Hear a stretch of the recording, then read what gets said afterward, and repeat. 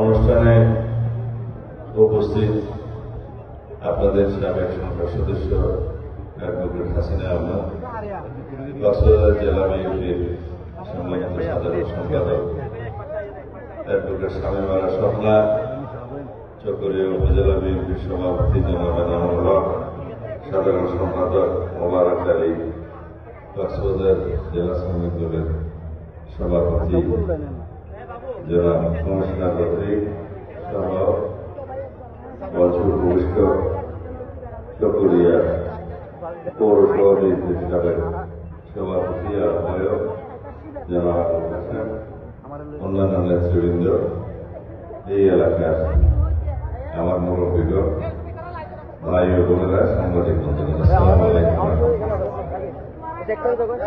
আগামী জাতীয় সংসদ নির্বাচন উপলক্ষে কৈয়ারবিলে এটা আমার প্রথম আগমন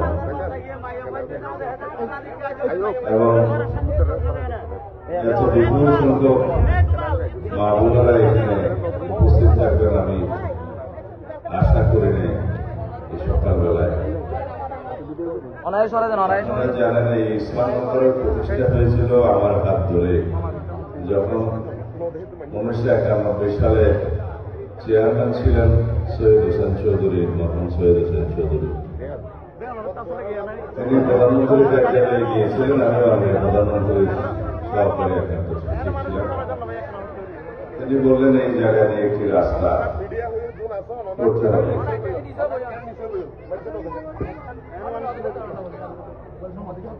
এবং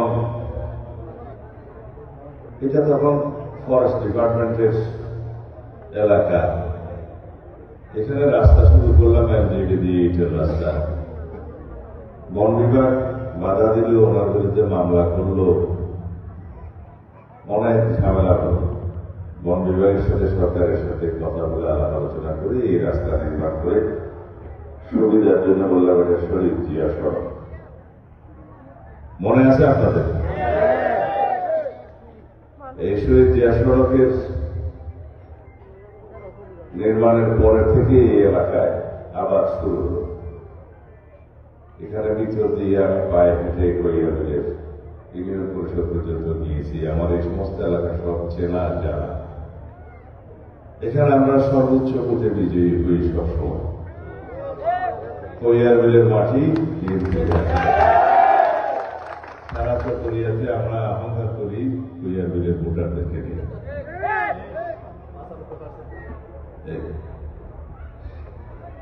কিন্তু দুঃখজনক হলেও সত্য, মাঝখানে আওয়ামী লীগ সরকার অবৈধভাবে জোর জবরদস্তি সরকার প্রতিষ্ঠা হলে এই শহীদ জিয়া সড়কের নামটাই পাল্টে দেওয়া হয়।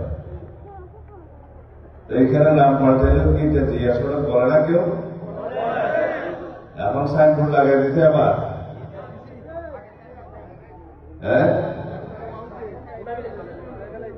সাইনবোর্ড আবার লাগাই দিতে হবে আগামীকাল। ইসলামনগর শহীদ জিয়া সড়ক, যেই নামে এই সড়ক প্রতিষ্ঠা করেছিল সেই নাম থাকবে। এটা কৈয়ারবিলের বর্তমান বিএনপি কমিটি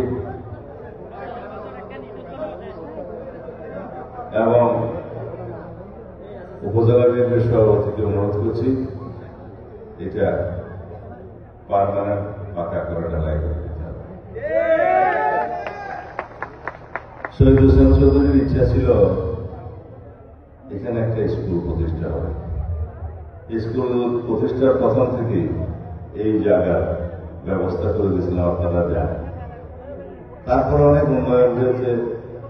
স্কুলের চলাকালীন সময় দিয়ে করে এসেছিলাম। আজকে এই এলাকায় একটা প্রতিষ্ঠিত ভালো স্কুল। আমি এখানে শহীদ হোসেন চৌধুরীর বক্তব্য দেওয়ার জন্য আসি নাই, কিন্তু যে মানুষের যে গান সেই গানের কথা স্বীকার করতে হবে। এরপরে মাথা মহলে দিয়ে অনেক পানি গড়িয়েছে। আমি নির্বাসিত জীবন কাটাতে বাধ্য হয়েছি প্রায় 10 বছর।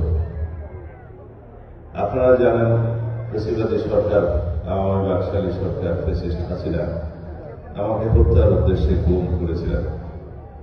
আপনারা দোয়া করেছিলেন, রোজা রেখেছিলেন, নামাজ পড়ে দোয়া করেছিলেন আমার মা বোনেরা, ভাই বন্ধুরা, এই দেশের সকল জনগণ। আল্লাহ আমাকে বাঁচিয়ে রেখেছে। আমি আজকে আবারও আপনাদের সামনে দেখাচ্ছি। এদেশের মানুষের ভালোবাসা আমার জীবনের বাতেও সবসময় স্মরণ রাখি, কৃতজ্ঞ থাকি। এই যে আমার অনুপস্থিতিতে আমি যখন কারাগারে বন্দী ছিলাম, তখন আপনারা আমার সহধর্মিনীকে আমার চাইতেও বেশি ভোটের ব্যবধানে বিজয়ী করে সংসদে পাঠিয়েছিলেন। কি করে ভুলি? সারা জীবন কৃতজ্ঞ থাকবো, শেষ নিঃশ্বাস থাকা পর্যন্ত আপনাদের এই ভালোবাসার প্রতিদান দেওয়ার চেষ্টা করব। যদিও রক্ত দিয়েও আমি এই প্রতিদান শোধ করতে পারব। আজকে জাতীয় রাজনীতিতে একটা গুরুত্বপূর্ণ সন্ধিক্ষণ। বাংলাদেশ প্রকৃতপক্ষে একটি শক্তিশালী গণতান্ত্রিক বাংলাদেশের রূপান্তর হবে। বাংলাদেশ শক্তিশালী গণতান্ত্রিক রূপান্তরের সন্ধিক্ষণে দাঁড়িয়ে আমরা আগামী জাতীয় সংসদ নির্বাচনের জন্য অপেক্ষা করছি। আশা করি এই সপ্তাহের মধ্যেই আগামী নির্বাচনের তফসিল ঘোষণা করবে নির্বাচন কমিশন। আমরা যেটুকু জানি, আগামী ফেব্রুয়ারির প্রথমার্ধে ইনশাআল্লাহ বাংলাদেশের এই ঐতিহাসিক বাংলাদেশের পরিবর্তনের সূচনাকারী জাতীয় সংসদ নির্বাচন অনুষ্ঠিত হবে। এই নির্বাচন শুধুমাত্র ভোটে বিজয়ী হয়ে সরকার গঠনের নির্বাচন হবে না। এই নির্বাচন হবে সারা বিশ্বের মধ্যে স্বীকৃত এবং প্রশংসিত একটি নির্বাচন। এই নির্বাচন জনগণই তার নিজের ভোটের পাহারা দিবে, আর কাউকে লাগবে না। দীর্ঘ 16-17 বছর আওয়ামী ফ্যাসিবাদের কবলে পড়ে এই দেশের মানুষ ভোটাধিকার হারিয়েছে, গণতান্ত্রিক অধিকার হারিয়েছে, বাংলাদেশের নাগরিকদের সকল রকমের অধিকার তারা হারিয়েছে, অধিকার ভোগ করতে পারে নাই।